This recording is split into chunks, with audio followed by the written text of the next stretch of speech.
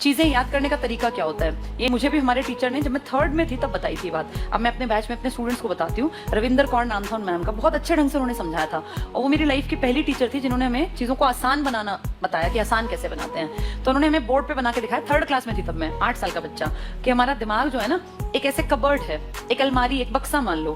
हम सब इस बक्से में, दिमाग में, अलमारी में नॉलेज को, इन्फॉर्मेशन को फिट करते हैं। कुछ लोगों की आदत क्या होती है, अगर हम कबर्ड की बात करें अपने या अलमारी की, कपड़ों की अलमारी की, तो संडे को अपने कपड़े धोए, सारे कपड़े उतारे और इकट्ठे करके ठूस दिए अलमारी में। जब मंडे को उन्हें कहीं जाना होगा तो वो सारे कपड़े दोबारा निकालेंगे, फिर उसमें से एक पेयर ढूंढेंगे और फिर उस पर प्रेस करके बाकी सारे उसमें फिर ठूस देंगे। फिर उनको दोबारा कपड़े चाहिए तो फिर दोबारा सारा निकालेंगे। टाइम रोज वेस्ट करेंगे।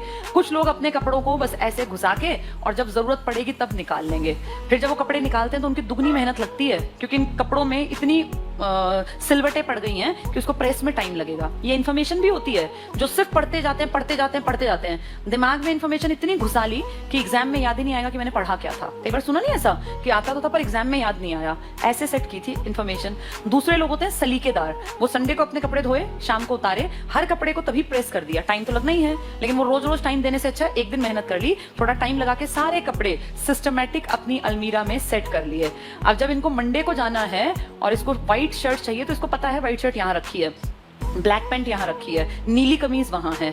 इसको रोज टाइम नहीं वेस्ट करना, ये रोज टाइम खराब करेगा। ऐसे ही तुम लोग हो, हम भी ऐसे ही थे। ये हमें 3rd में बताया था मैम ने कि जितनी चीजें सीखो ना उनको ऐसे सेट करना, जब जरूरत पड़े एग्जाम में तो तुरंत आंसर निकल के सामने आए।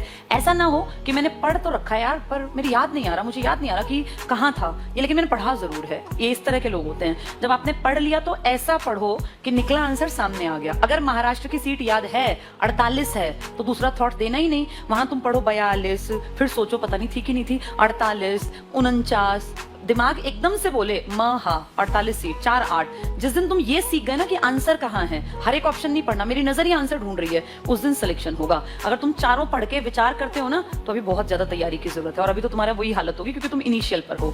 तो ये सिस्टम होता है। और ये चीजें कब आती हैं, जब कोई हमें ट्रिक्स बता दे। अब मैंने तुम्हें पूरे देश की 543 सीटों का तरीका बताया, तो इस तरीके में क्या हुआ, चीजें ऐसे बैठ गई दिमाग में। अगर तुमने सुनी होंगी, कोई गारंटी नहीं है मेरी कि तुमने सुनी कि नहीं सुनी, वो तुम्हारी अपनी जिम्मेदारी है।